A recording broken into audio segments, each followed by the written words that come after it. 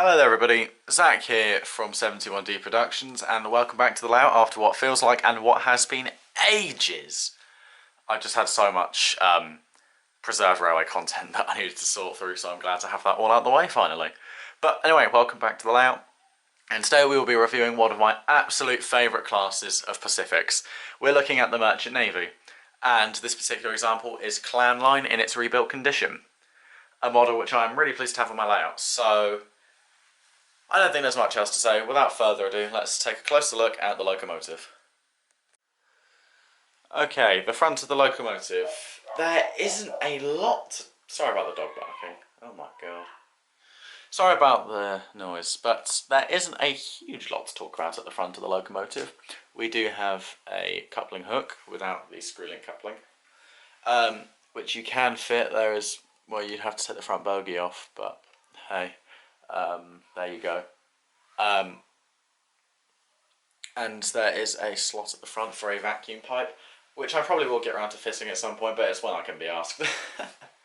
But yeah, we've got the number and the shed code plate. I can't quite read what it says since I'm standing in front of my tripod.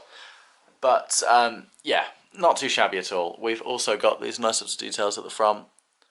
Yeah, lamp irons, of course. And on the sides as well. So, because of course that was a thing on the Southern Railway. One at the top, and then just on the side here we've got the handrails, which are very, very nice. And I like the fact that Hornby have put these separate handrails on the. I'm so sorry about that. On the side of the locomotive, and then separate on the boiler, which is a phenomenal touch. It is just the small things that blow me away, and especially considering this locomotive is older than me. But yeah, a few more things to pick out here.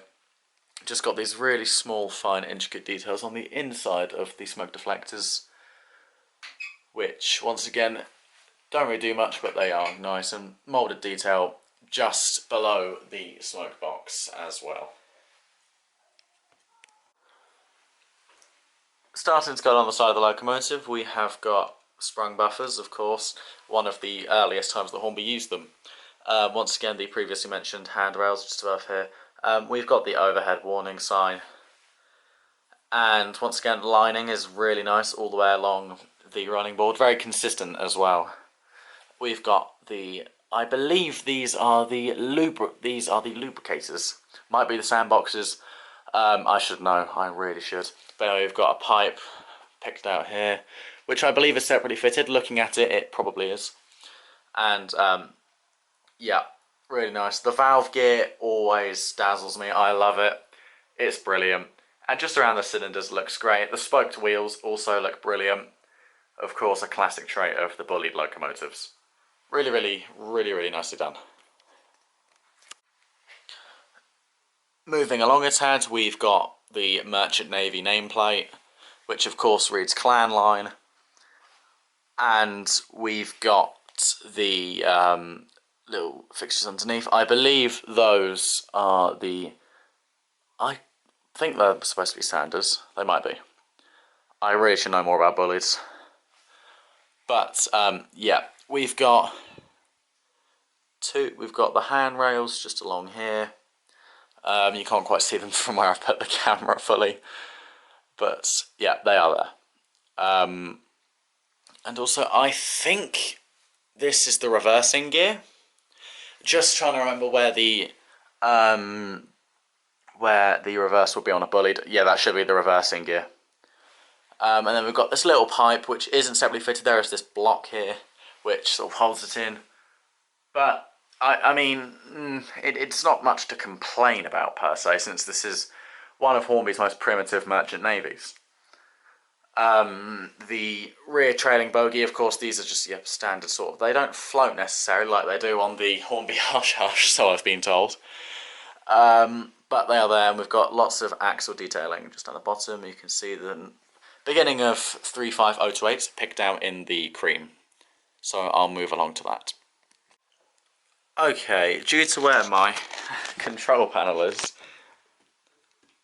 lovely. Once again, all done by my granddad. I can't take any credit for this, as much as I'd love to. Not my handiwork. So I'm sorry, but we're going to have to go handheld, otherwise you're going to get that horrible grey effect. But we have got the number here, and if you look very closely above it, if my camera would like to focus, pretty please, I think it will, but just above it we've got the 8p designation, of course what BR gave them. Lots of riveting detailing too. We've got fittings in the boiler, the bolts, safety valve on the roof, nicely done. I don't remember these opening, they don't. Okay, it's not like on the A3s where you can open them up. Okay, cool.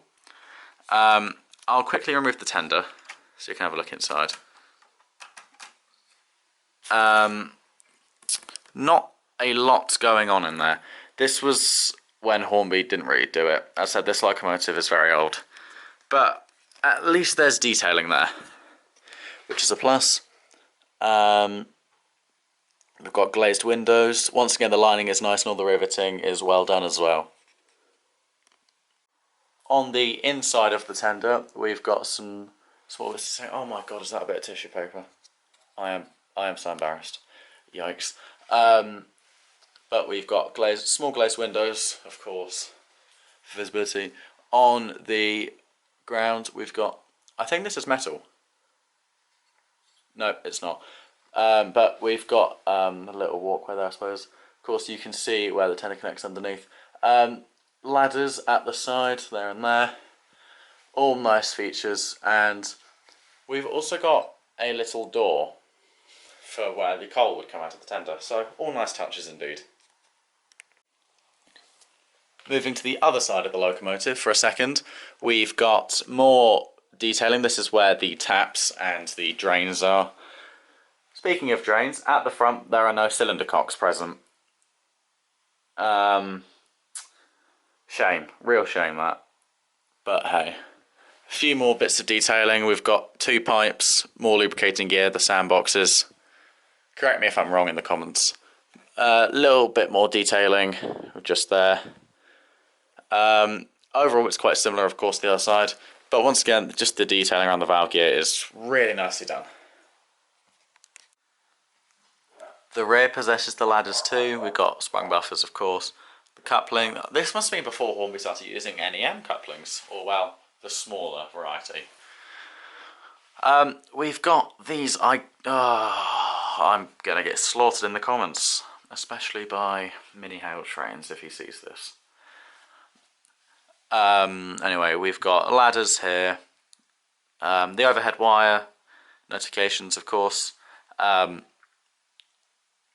The cap, I stalled for a second, the cap where open up, pot water in, lamp irons, all present once again. I'd love to see somebody just put one on every single head code rack on the front and back. I think it'd just be hilarious.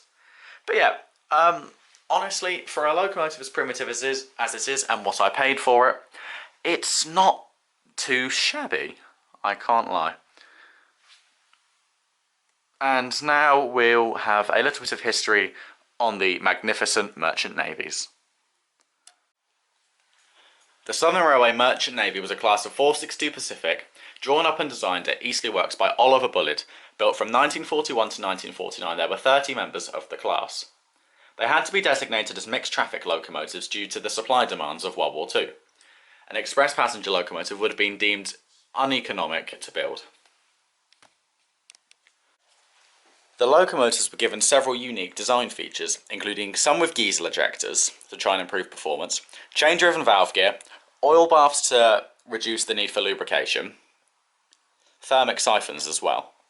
This was all very unique and did make the locomotives very efficient. However, the oil baths could sometimes leak, cause fires, and also heavy wheel slipping. The numbers on the locomotives followed the UIC classification, with letters and numbers coordinating the amount of undriven axles. So the first locomotive channel packet was 21C1, 2 front axles, 1 unpowered trailing axle, C referring to the number of driving axles, 3 in this case, and the final number, 1 for channel packet, being the member of the class. The locomotives were all given River Plate style nameplates, and it was in fact the chairman of Union Castle Line that suggested that all the locomotives be named after shipping companies that left Southampton docks.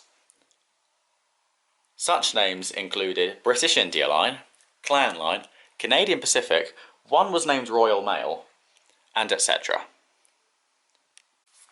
The locomotives were passed into BR ownership in 1948, only 1 year before the final member of the class was completed.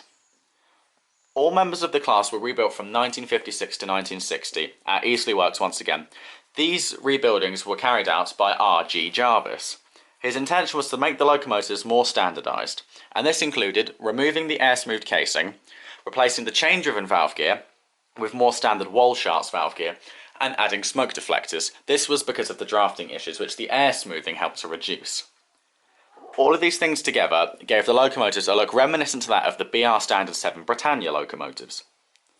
They were also given a screw-link reverser instead of the bullied steam reverser, and also had the mechanical lubricators moved to the footplates along the boiler sides. Sanding was also added to the leading driving axle, whilst rearward application was incorporated to the middle driving axle. The first modified locomotive was 35018 British India Line, and the last example was 35028 Clan Line. The locomotives diligently carried on their time, mostly working Premier Express services from London to Weymouth. However, the curtain began to fall for the class, and withdrawals had begun to happen. Between 1964 and 1967, 11 members of the class were preserved, however, but the other 19 scrapped. In preserved times, the merchant navies have proved to be incredible machines on the Heritage and Mainline circuit, with locomotives such as Canadian Pacific, British India Line, and Clan Line roaming the mainline network, even to this day. Interesting that the class was rebuilt. Shame that none of the unrebuilt versions survived into preservation, but I guess they were all rebuilt in the end. Real shame. But it was interesting. Bullied himself even said that he would rather have his locomotives scrapped rather than rebuilt. Interesting. Anyway, let's see how the locomotive does. It does have a 5-pole skew and motor, so I'm expecting a good performance here. So I'll zoom in so we can look for the crawl. And here we go.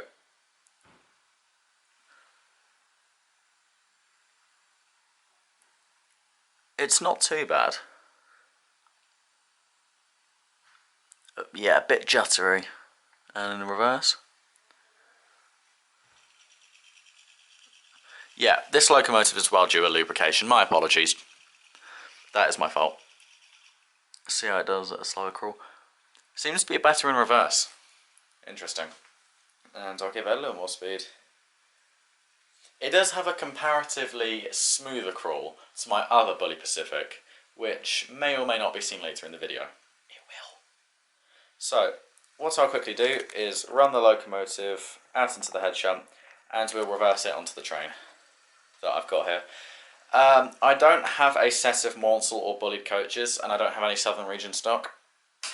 So I'll put her on my chocolate and cream set, since I guess the locos did work in the west of England. Maybe I can be excused? Anyway, we'll reverse her onto the train, and then we'll get a little running session going. I don't think I coupled. Oh no, got it, nailed it. Okay, right, let's send Clan 9 on her way.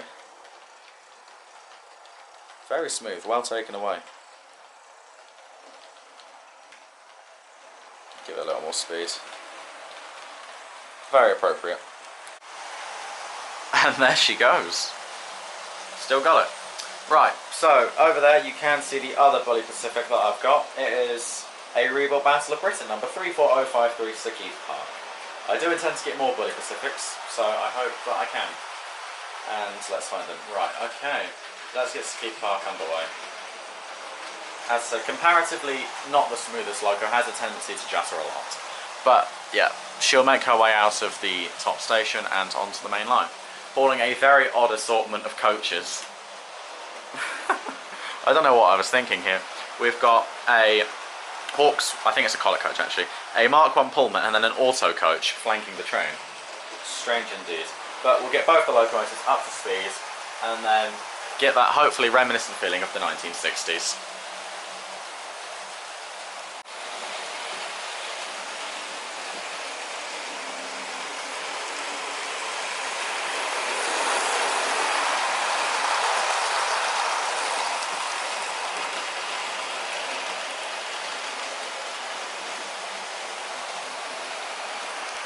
Oh.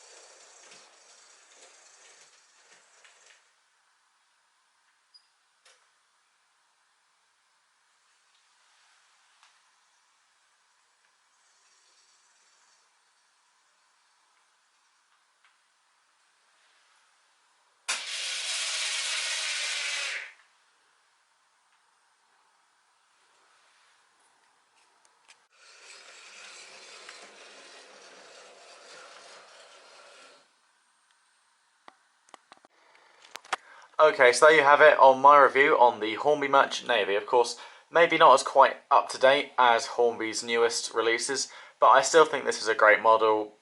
Of course, as I said, one of my favourite classes of steam locomotive. And I think overall for what I paid for it, it does the job. Maybe I'll get a unrebuilt Merchant Navy at some point, or just an unrebuilt Bully Pacific in general, since I have none, which is a real shame. So maybe I should get around to that. But anyway, let me know what you guys think about this locomotive, and any that you would like to see next that you might have seen out on the layout today, since pretty much everything that was out in the yards today is everything that I've got almost. So, yeah, thanks for watching everybody, and bye for now.